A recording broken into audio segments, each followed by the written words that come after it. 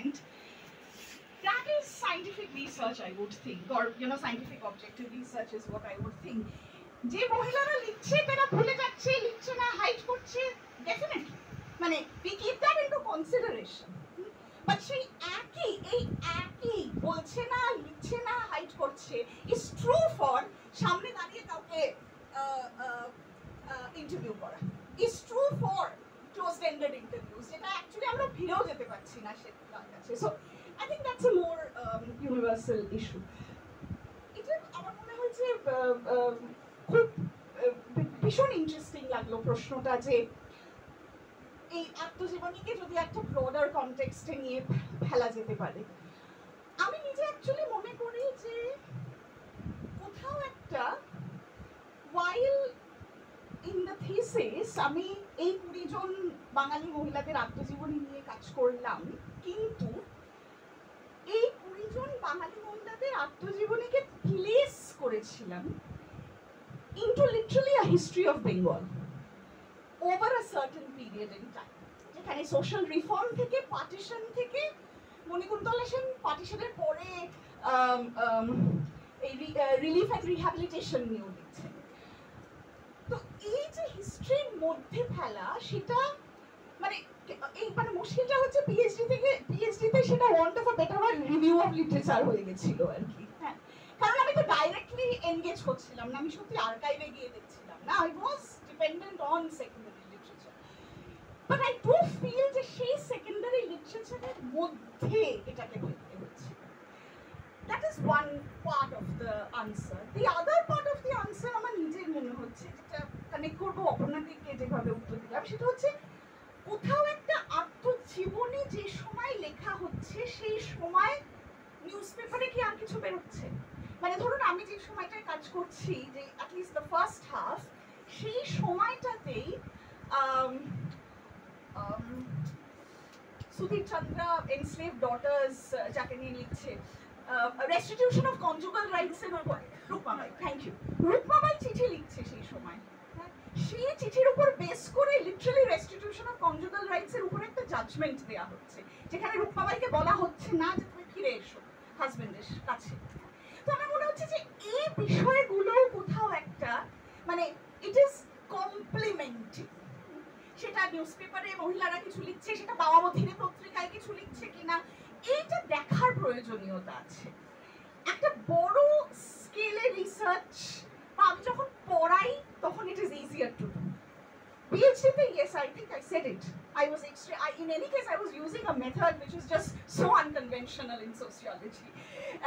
And to encounter the question, যে কটা আত্মজীবনী নিয়ে পড়বে, কটা was like a constant question.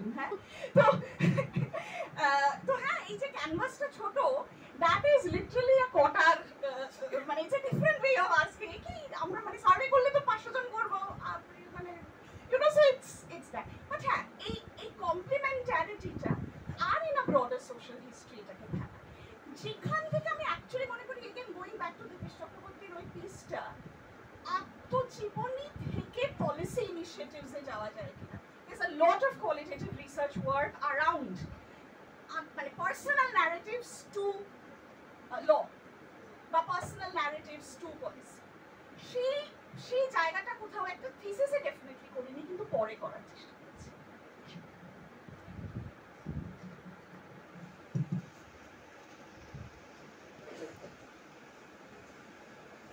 রুক্মিণীর একটা প্রশ্নের আরেকটা হচ্ছে যে কোয়েশ্চেনগুলো যে সার্ভেতে লেখা হয় ওগুলো কি নিউট্রাল? মানে বাবার নাম কি, হাজবেন্ডের নাম কি, হাজবেন্ড আছে কি নেই তার নাই ঠিক করে, ওইটাও তো একটা পেট্রিয়ার্কিতে এমবেডেড না, মানে ওগুলো তো নিউট্রাল না, একটা সবকিছু একটা আইডিওলজিতে মানে কনটেক্সচুয়ালাইজ. উত্তরটা তো বটেই, আমার মানে প্রশ্নগুলো সাংঘাতিক আর কি সবাই.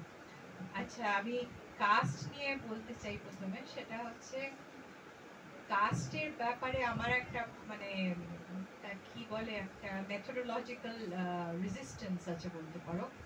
সেটা হচ্ছে আমি তো পিএইচডি করেছি ইউএসএতে, আর আমি বিশেষ কারণে পিএইচডি ইউকেতে বা ইংল্যান্ডে করতে যাইনি, কারণ ওখানে গেলেই আমার মনে হচ্ছিল খালি কাস্ট নিয়ে কাজ করতে হবে, কারণ আমাকে যেরকম দেখতে আমাদের মনে কাস্ট নিয়ে কাজ হয়.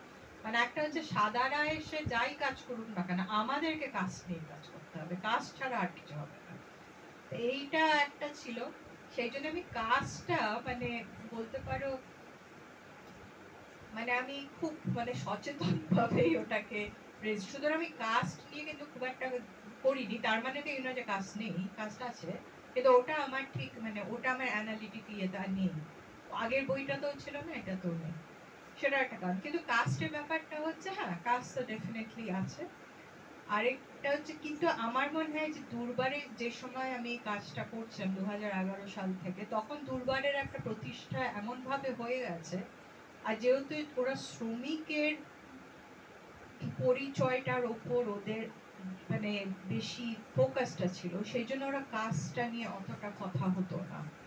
আরেকটাও যেটা আমার খুব মানে খুব ভালো লাগতো সেটা হচ্ছে যে বাংলাদেশি যে মেয়েরা সোনাগাছিতে কাজ করছে, ওরা তো অ্যাকচুয়ালি ইলিগালি কাজ করছে, ওটা কিন্তু কেউ কেউ কখনো ওরম ভাবে কাউকে বলতো না যে তুমি বাংলাদেশি, বা ওইটাও ছিল না। কিন্তু বাংলাদেশিদের সাথে মানে ওরম কাজ হতো না।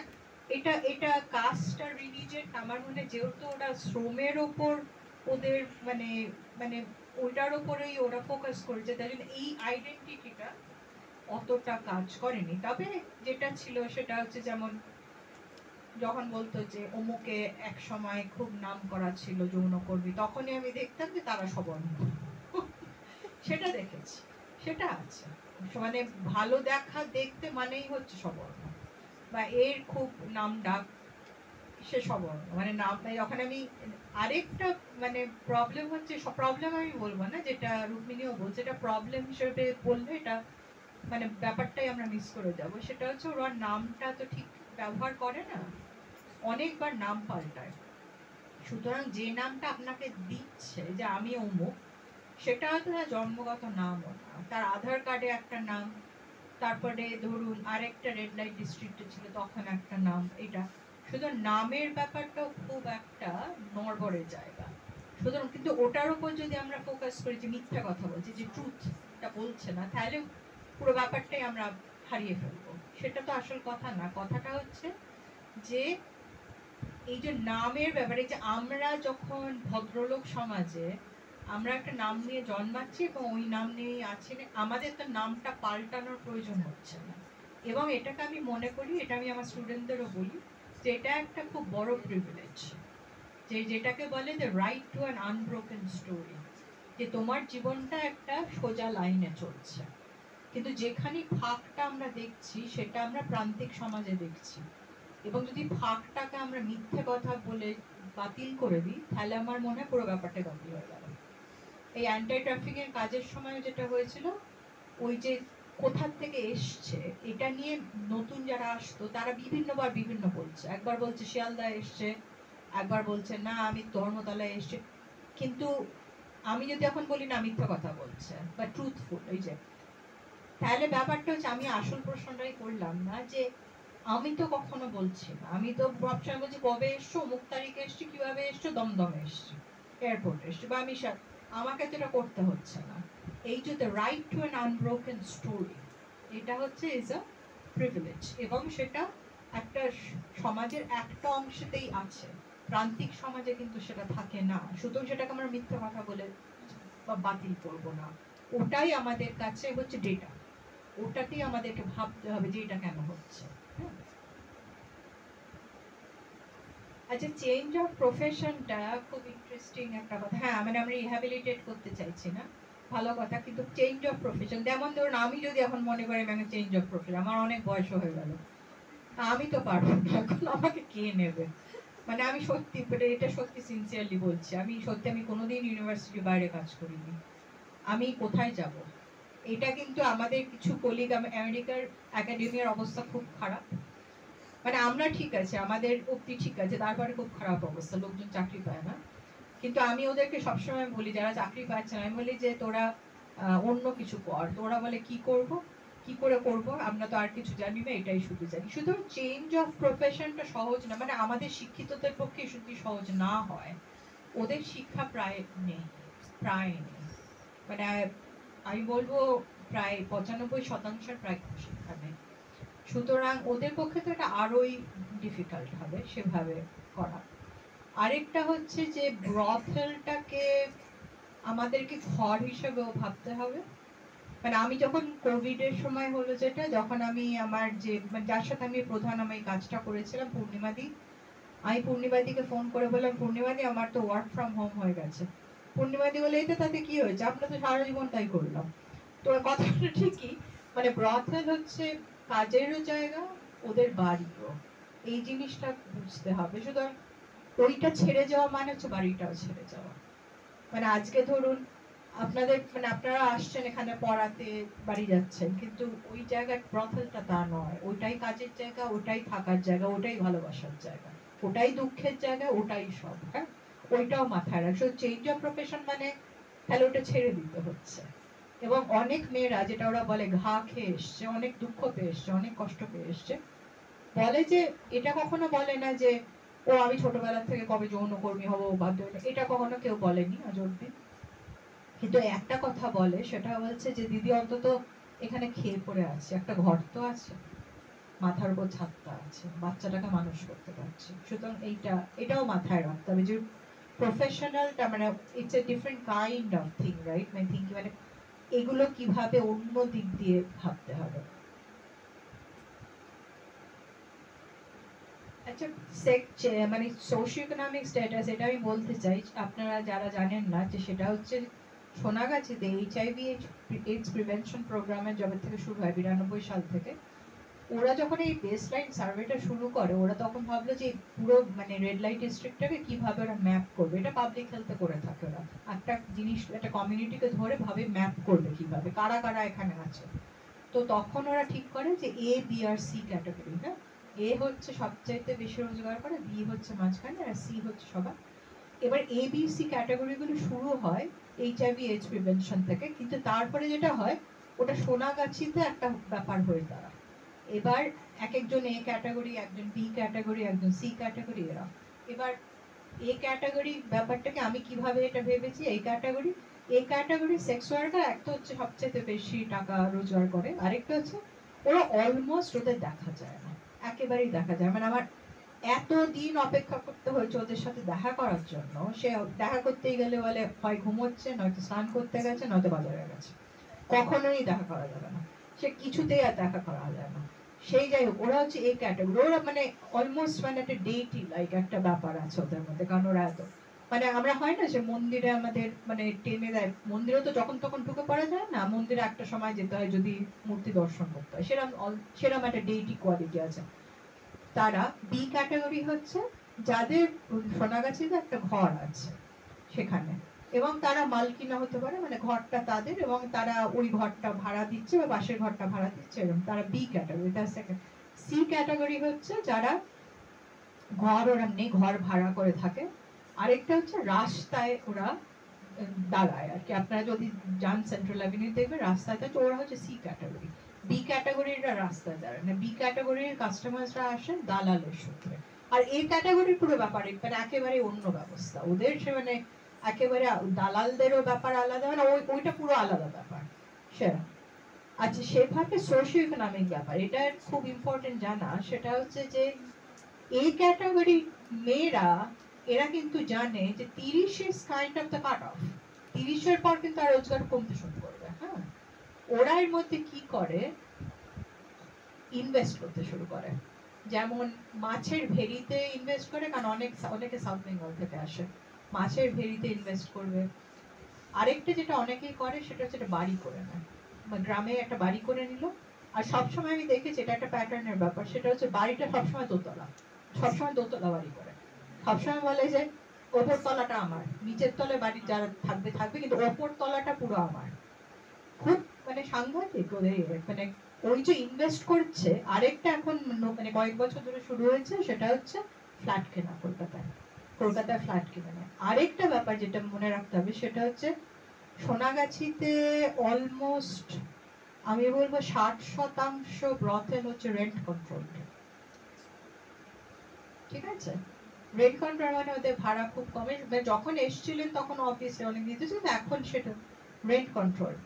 এখন যেটা হচ্ছে সোনাগাছি এরিয়াটা জানেন, আপনারা জানেন একদম সেন্ট্রাল অ্যাভিনিউর উপরে খুব ভালো এরিয়া, প্রাইম জায়গা যেটাকে বলে রিয়েল এস্টেটের ভাষা। এখনো কিন্তু রিয়েল এস্টেট ডেভেলপমেন্ট হয়নি ওখানে। এটার সাথে বম্বের কামাতিপুরার বিশাল বিশাল তফাৎ। বম্বের কামাতিপুরা রেড লাইট ডিস্ট্রিক্ট এখন প্রায় নেই, কারণ ওই রিয়েল এস্টেট ডেভেলপমেন্ট করে করে সব হয়ে গেছে। সোনাগাছিতে সেটা হয়নি। আরেকটা রেজিস্ট্যান্স, যেমন ধরুন এই আমি যখন আসি গরমকালে, এবারও হলো কথা, আমাকে কয়েকজন দিদিরা বললো যে দিদি, এরা সবাই রেন্ট কন্ট্রোলে থাকে, বলে যে দিদি বলছি যে ফ্ল্যাট দেবে। আমি বলেছি দুটো দিতে হবে। ঠিকই, কথাটা ঠিকই, যে রিয়েল এস্টেট ডেভেলপার ওই এরিয়াতে বাড়ি করবে, আপনারা ভেবে দেখুন কি সাংঘাতিক প্রফিট করবেন। তখন দিদিরা বলে হ্যাঁ ছেড়ে দেবো বাড়ি, কিন্তু দুটো ফ্ল্যাট দিতে হবে, কলকাতায় দুটো ফ্ল্যাট। সুতরাং এটা ভাববেন না যে ওরা একেবারে গোয়াচারা কিছুই বুঝছে না, একেবারেই তা না। একেবারেই ওরা আমাকে মাঝে মাঝে জ্ঞান দেয় যে তোমার অনেক বয়স হয়ে যাচ্ছে, তুমি তো কিছু করছো না, তোমাকে কে খাওয়াবে, এরম একটা ব্যাপার। মানে ওরাই মাঝে মাঝে আমাকে জ্ঞান দেয়। হ্যাঁ হ্যাঁ, ওটা খুব ইন্টারেস্টিং। হ্যাঁ, একটা হচ্ছে গায়ের রং সাদা, গায়ের রং ফর্সা, সেটা হলে একটা হবে। বিউটি স্ট্যান্ডার্ডস মোটামুটি, বয়স কম, সেটা কিন্তু ওটা ডাউন স্লাইড, বুঝেছো? মানে এ ক্যাটাগরি থেকে বি যাবে, বি থেকে সি যাবে, কিন্তু অনেক সময় এ ক্যাটাগরি মেয়েরা বি তো যায় না, কারণ তার আগেই তারা চলে যায় বা কিছু একটা।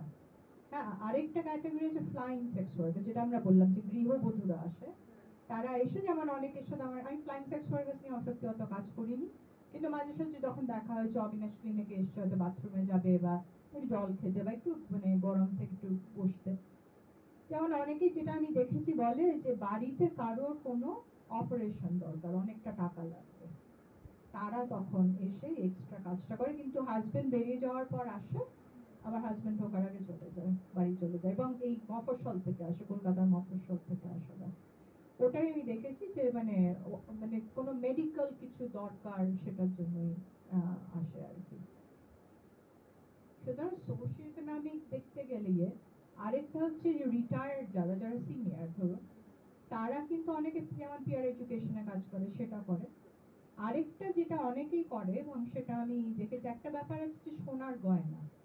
মানে আগের জেনারেশনে যারা ছিল, তারা কিন্তু সোনার গয়নার একটা ব্যাপার ছিল, যে আমার এই বাবু আমাকে এই সোনার গয়না দিয়েছে, ওই দিয়েছে, সেই দিয়েছে। এখনকার মেয়েরা অবশ্য আইফোন চায়, সেটা ওরা বলে সোনার গয়না দিয়ে কি করবো, আমার আইফোন দরকার। মানে ওই নিডস গুলো বদলে গেছে, আমাদের থেকে কিছু মানে মানে খুব একটা আলাদা না, কিন্তু মানে ব্যাপারটা হচ্ছে we have to de exceptionalise sex work. যে সেক্স ওয়ার্ক, আমাকে একজন মহিলা একবার বলেছিলেন, দিদি বলেছিল, আচ্ছা যৌনকর্মী শুনে লোকে কি ভাবে বলো তো, এই ভদ্রলোক সমাজে কি আমাদের পেছনে কি এটা ল্যাজ ঝুলছে নাকি, এরকম।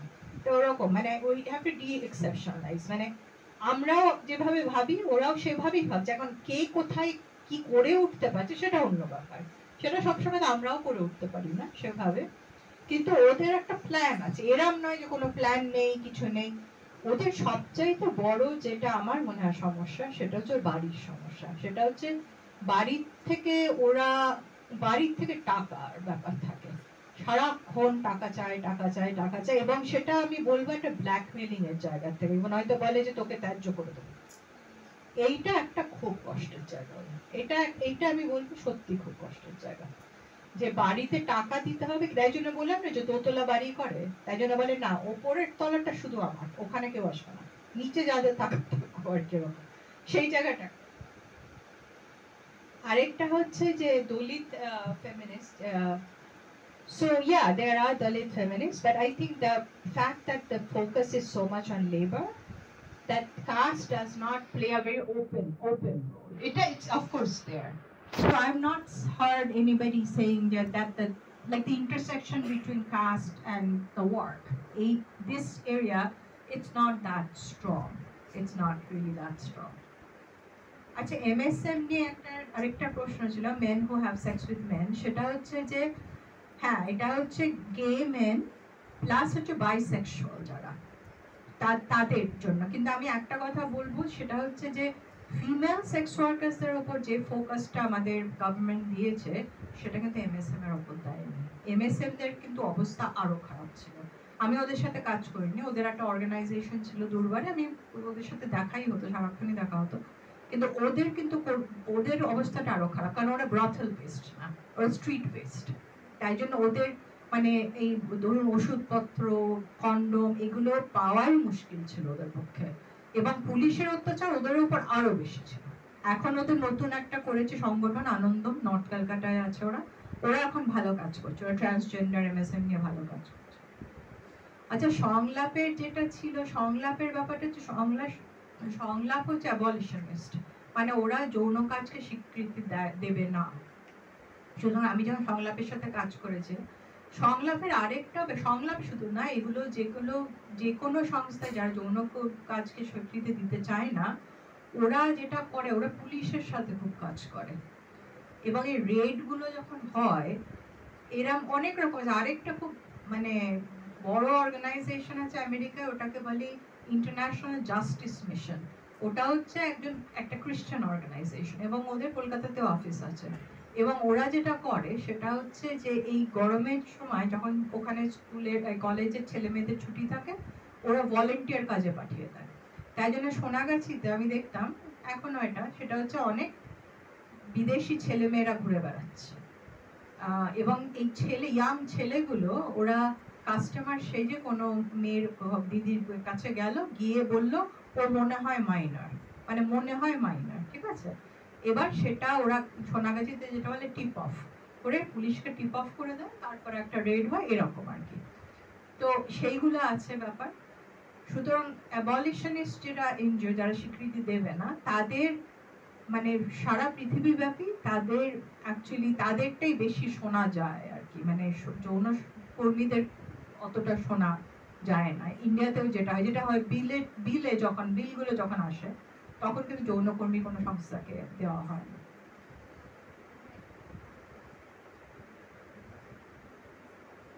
আচ্ছা, মাইনার্স নিয়ে একটা প্রশ্ন ছিল। মাইনার্স কথাটা শুনে খুব সহজ মনে হয়, কিন্তু মাইনার্সটা খুব কঠিন। ফরেন্সিক আমি ফরেন্সিক ল্যাবরেটরি এটাতে ইনভলভ না। যেটা ইনভলভ সেটা হচ্ছে বোন অসিফিকেশন টেস্ট। ওই বোন অসিফিকেশন হচ্ছে ক্যালসিয়ামটা মানে কতটা মানে অসিফাই করছে বোনে, সেটা দিয়ে একটা বয়স বলা যায়। কিন্তু সেটা দুটো প্রবলেম। একটা প্রবলেম হচ্ছে যেহেতু মোস্ট যৌনকর্মীরা আসে বেশ গরিবের ঘর থেকে, তাই জন্য ওদের পুষ্টিকর খাবার তো পায় না, সুতরাং অসিফিকেশনটা ঠিক মানে বয়সটাকে বোঝায় না। আরেকটা প্রবলেম হচ্ছে অসিফিকেশনের রেজাল্টটা যখন দেয় একটা রেঞ্জ দেয়, মানে বলে না যে এর 18 বা এর 17, বলবে 16 থেকে 20, 4 বছরের একটা রেঞ্জ দেয়, সেখানে 16 থেকে 20 এখন মাইনর নামাই না কি হবে। সুতরাং দুর্গারের একটা পলিসি আছে যে 18 যদি কাছাকাছি হয় তখন ওরা তাদেরকে মাইনর বলে, তাদের কাজ করতে দেয় না, তাদেরকে তখন চাইল্ড ওয়েলফেয়ার কমিটিতে দিতে হয়, চাইল্ড ওয়েলফেয়ার কমিটিতে নিয়ে যেতে হয়। তখন তাদের এই মাইনার্স যারা তখন তাদেরকে তখন এই হোমে পাঠানো হয়। এবং হোমে আমি গেছি কটা হোমে, তাদের খুবই দুরবস্থা, মানে হোমটা একটা জেলখানার মতো আর কি। বাচ্চাগুলো মানে ওখানে আছে, কিছু বাচ্চার বাবা মা তাদেরকে নিয়েও যাবে না, তারা ওখানেই আছে। তারপরে 18 বছর বয়স হলে তারা, তারপরে আপনারা জানেন যে হোমটাতে অনেক মেয়েরা পালাতে চেষ্টা করে, প্রচন্ড মানে প্রচন্ড একটা মানে কি বলবো, এটা সত্যি মনে হয়েছিল আমার একটা জেলখানার মতো কি টাইপের। এবং দুর্বারের দিদিরা সবসময় যখনই একটা মাইনার পাওয়া যায়, দুর্বারের দিদিরা সবসময় বলতো যে এখন থেকে সিডাব্লিউসি তে নিয়ে যেতে হবে, কিন্তু ওরা ভীষণ অনুচ্ছিক হতো, মানে একদম চাইতো না, কারণ বলতো যে এই বাচ্চাটা তো আর কোনো সম্ভাবনাই নেই, মানে হোমগুলোর অবস্থা সত্যি ভালো না, একেবারেই ভালো না। মেনস্ট্রুয়েশন নিয়ে ওটা নিয়ে আসলে আমি কাজটা না মানে ওইভাবে আমি কাজটা করেছি যখন, সেটা অনেক ইয়ার্কি ঠাট্টা হতো, অনেক কিছু হতো, ওরা অনেক কিছু মানে গালাগালি ব্যবহার করে, সেগুলো কি করে, কোন কাস্টমার কি বলেছে তার আগের দিন রাতে এসে, ওগুলি নিয়ে মজা হতো, অনেক কিছু আমাকে বলতো, কিন্তু ওগুলি নিয়ে আমি না লিখিনি। তো যাই হোক, মেনস্ট্রুয়েশন নিয়ে ওরা খুব একটা আমাদের আলোচনা হতো না। আর যেটা হতো তার থেকে বেশি যেটা আলোচনা হতো হচ্ছে প্রেগনেন্সি নিয়ে, কারণ প্রেগনেন্সির সময় ওদের কাজ করা বেশ মুশকিল হতো। তখন যেটা হতো যে একজনের কাউর মানে সাপোর্টটা দরকার হয়, মা বা পাশের বাড়ির কাউ, মানে ওইভাবে একটা করতে হতো। প্রেগনেন্সিটা মেনস্ট্রুয়েশন থেকে বেশি ছিল ওদের চ্যালেঞ্জ ছিল অ্যাকচুয়ালি প্রেগনেন্সিটা। আচ্ছা, আরেকটা প্রশ্ন ছিল ইউএসএ সেক্সুয়ালিটি নিয়ে এত ওপেন সেক্সুয়ালিটি। হ্যাঁ, সেটা একদমই ঠিক কথা, মানে ইটস হাইপার সেক্সুয়ালাইজড সোসাইটি, একদম ঠিক কথা। কিন্তু সেক্স ওয়ার্কটা নৈতিকতার মধ্যে পড়ে যাচ্ছে। মানে ওখানে যে একটা টাকার বিনিময় হচ্ছে সেইটার কাছে একটা নৈতিক একটা ব্যাপার এসে যাচ্ছে, সেইটার জন্যই ওরা চায় না। আরেকটা জিনিস জানলে আপনার মজার লাগবে, সেটা হচ্ছে যে ইউএসএ তে কোন লবি হচ্ছে সবচেয়ে বেশি প্রকট এখানে। হ্যাঁ, ইউএসএ তে হচ্ছে একটা হচ্ছে কনজারভেটিভ খ্রিস্টান, যারা রক্ষণশীল, এবং তারা বলে যে না, মেয়েরা এসব যৌন কাজ করবে না পয়সার বিনিময়, ওদের স্থান হচ্ছে বাড়িতে ঘরে, ওরা রান্না বান্না করুক, ছেলে মেয়ে মানুষ করুক। এদের সাথে কাজ করে হচ্ছে র্যাডিক্যাল ফেমিনিস্টরা। এবার র্যাডিক্যাল ফেমিনিস্টরা তার সাথে কাজ করছে কি করে, কিন্তু করে। র্যাডিক্যাল ফেমিনিস্ট বলে যে এই প্রস্টিটিউশন হচ্ছে ultimate form of patriarchal violence, তাই জন্য এটাকে বাদ দিতে হবে। এবার এই দুটো গ্রুপ কাজ করে একসাথে, এবং এরাই কিন্তু ইউএস এর পুরো ব্যাপারটাকে ওরাই চালায়। সুতরাং হ্যাঁ, it's a hyper sexual society, কিন্তু উইদাউট এনি ট্রানজাকশন। কিন্তু সোনাগাছি দিদিরা সবসময় একটা কথাই বলে, তাহলে গৃহবধূরা কি হলো, সেটাও তো ট্রানজাকশনই হচ্ছে, তো তাই না? তো এই যে প্রশ্নগুলো ওরা তুলেছে মানে আমাদের ভদ্রলোক সমাজের জন্য, যে এই যে ট্রানজাকশন, যে গৃহবধূ গৃহে কাজ করছে, বাইরে কাজ করছে না, কোনো আনপেড লেবার, পয়সা পাচ্ছে না, কিন্তু যৌন যৌন সম্পর্ক আছে তার স্বামীর সাথে, তাহলে ওটার কি হবে? তাহলে বলছে অন্তত আমরা তো পয়সাটা পাচ্ছি। তো সুতরাং শুধু নৈতিকতার ব্যাপারটা সাংঘাতিক ভাবে মানে জরুরি আমেরিকাতে। মানে পয়সা দিয়ে হবে না। মানে আপনি ডিনার খেতে যান, রাত্রে রেস্টুরেন্টে খেতে যান, তারপরে ঠিক আছে, পয়সার আদান প্রদান করা যাবে না। কিন্তু মানে আমরা যদি আদান প্রদানটা শুধু পয়সা দিয়েই রাখি, তাহলে আমরা খুব ছোট মানে আলগাভাবে এটাকে ভাবছি। সুতরাং ওইটা একটা ব্যাপার, পয়সার আদান প্রদান হবে না।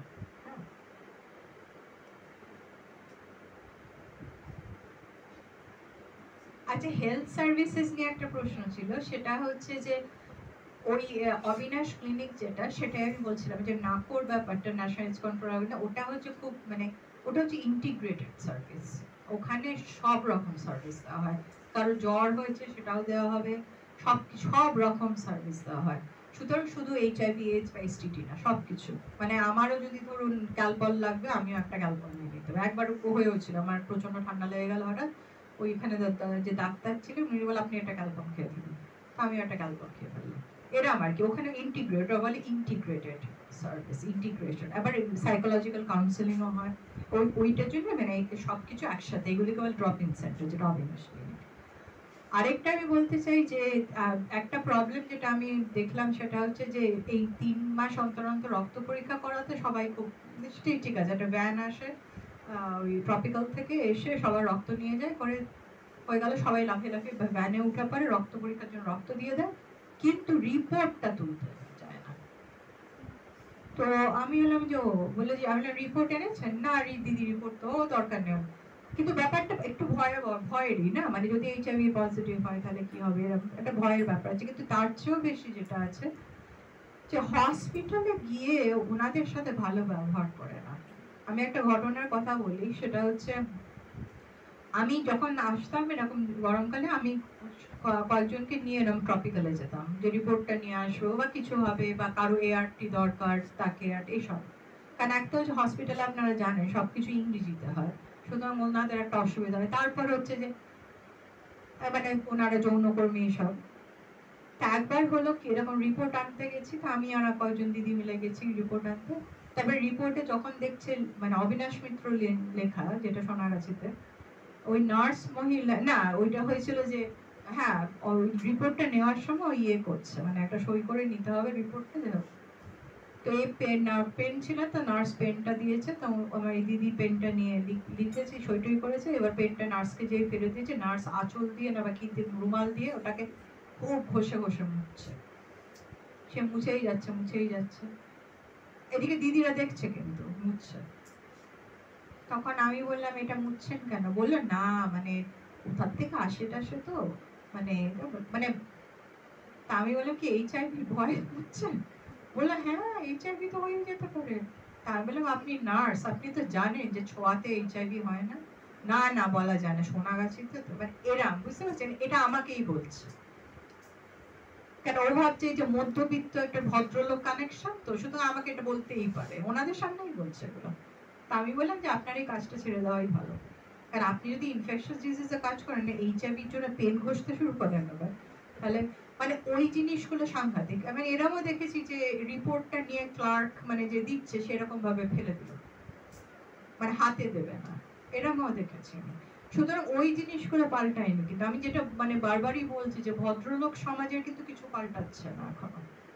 সুতরাং ওই করুণা নয়তো এরম এই মানে দুর্ব্যবহার এগুলো লেগেই আছে। সুতরাং হ্যাঁ, ওনারা ওই কারণেও আবার মানে হসপিটালে যেতে চান না। আরেকটা যেটা হয়, অ্যাবর্শন খুব হাই, ওখানে হাই রেট, কিন্তু ওরা কোনো গভর্নমেন্ট হসপিটালে যায় না, ওই জানাশোনা যারা গাইনোকোলজিস্ট আছে তাদের কাছেই যান, ওখানেই করে ওরা। আর মিডিয়া পোর্ট্রেলটা হ্যাঁ ওটা প্রচন্ড রোমান্টিসাইজ করে, সাংঘাতিক রোমান্টিসাইজ করা। আমি আমার কাজে কিন্তু এটা রোমান্টিসাইজ করতে চাইনি, আমি এটা হিউম্যানাইজ করতে চেয়েছি যে ওরাও মানুষ। হ্যাঁ, যেমন মানে মিডিয়া পোর্ট্রেল ইদার রোমান্টিসাইজ করছে কিংবা ক্রিমিনালাইজ করছে, হয় এটা নয় এটা, কিন্তু তা তো নয়, তা হচ্ছে মানুষ হিসেবে ওরা কাজ করছে এবং কাজের অধিকার চাইছে, সুতরাং মানে হিউম্যান। আর ওটা একটা যে কোনো জায়গার মতন একটা জায়গা যেখানে ঝগড়াও হচ্ছে, ভালোবাসাও আছে, সবই আছে, যেমন হয় সেমনি আছে, অভাবও আছে, আর সবই আছে। সুতরাং হ্যাঁ, ওটা একটা রোমান্টিসাইজিং ব্যাপার আছে। আরেকটা যেটা আমাদের মনে রাখতে হবে যে দুর্বারের সাথে সাথে এই কিন্তু প্রথম আমরা শুনছি যে একজন যৌনকর্মী কথা বলছে, যে এটা কোনো লেখক লিখছে না বা কোনো ডিরেক্টর সিনেমা বানাচ্ছেন, এনারা কিন্তু নিজেরাই কথা বলছেন।